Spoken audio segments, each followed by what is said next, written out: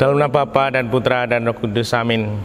Bu Bapak, Saudari, Saudaraku yang terkasih, kaum muda adik-adik, salam bantul kasih berkah dalam. Kembali kita berjumpa dalam renungan harian hari ini Kamis 14 Oktober 2021. Kita akan mengambil dari Injil Lukas bab 11 ayat 47 sampai 54. Sekali peristiwa tatkala duduk makan di rumah seorang Farisi, Yesus berkata, "Celakalah kalian, sebab kalian membangun makam bagi para nabi, padahal nenek moyangmu lah yang telah membunuh mereka. Dengan demikian kalian mengakui bahwa kalian membenarkan perbuatan nenek moyangmu, sebab mereka telah membunuh nabi-nabi itu dan kalian membangun makamnya. Sebab itu hikmat Allah berkata, aku akan mengutus kepada mereka nabi-nabi dan rasul-rasul, tetapi separuh dari antara para nabi dan para rasul itu akan mereka bunuh dan mereka aniaya. Maka dari angkatan ini akan dituntut darah semua nabi yang telah tertumpah sejak dunia dijadikan, mulai dari darah Habel sampai kepada darah Zakaria yang telah dibunuh di antara mezbah dan rumah Allah. Bahkan aku berkata kepadamu, semuanya itu akan dituntut dari angkatan ini. Celakalah kalian, hai ahli-ahli Taurat, sebab kalian telah mengambil kunci pengetahuan. Kalian sendiri tidak masuk ke dalamnya, tetapi orang yang berusaha masuk kalian halang-halangi." Dan setelah Yesus berangkat dari tempat itu, para ahli Taurat dan orang Farisi terus-menerus mengintai dan membanjirinya dengan rupa-rupa soal. Dengan itu mereka berusaha memancingnya supaya mereka dapat menangkapnya berdasarkan sesuatu yang diucapkannya. Demikianlah Injil Tuhan. Terpujilah Kristus. Ibu bapak, saudari-saudaraku yang terkasih, kita sungguh berada di dunia.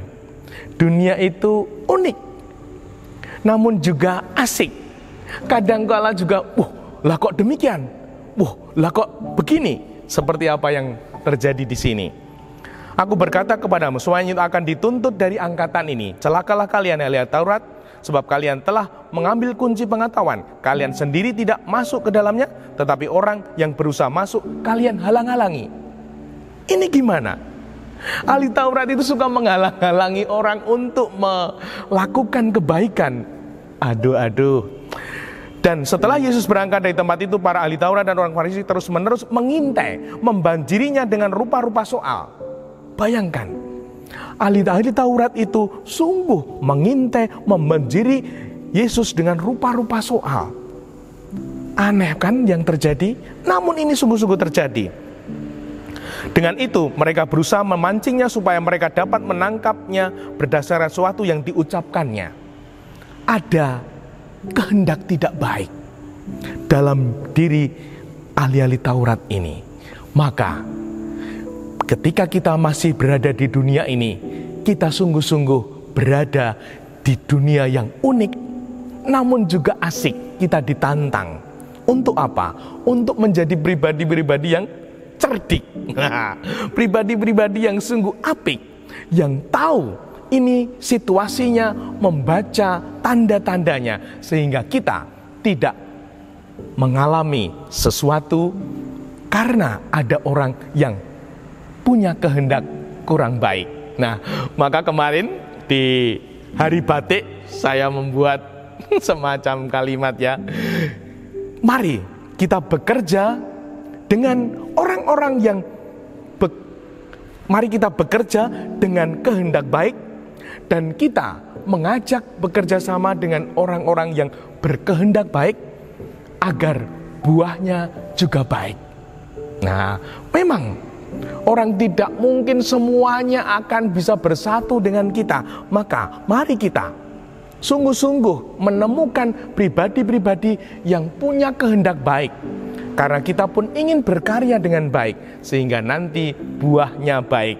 Nah, semoga kita sungguh-sungguh menjadi pribadi yang cerdik dan peka. Ini orang punya kehendak baik atau ada udang di balik bakwan. Nah, semoga kita mampu menjadi pribadi-pribadi yang sungguh peka, pribadi-pribadi yang cerdik, sehingga kehendak baik kita sungguh akan berbuah karya-karya baik di dalam kehidupan keluarga kita, untuk sesama gereja dan masyarakat.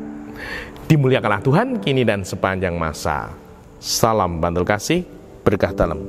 Dalam Bapa, Putra, dan Roh Kudus. Amin.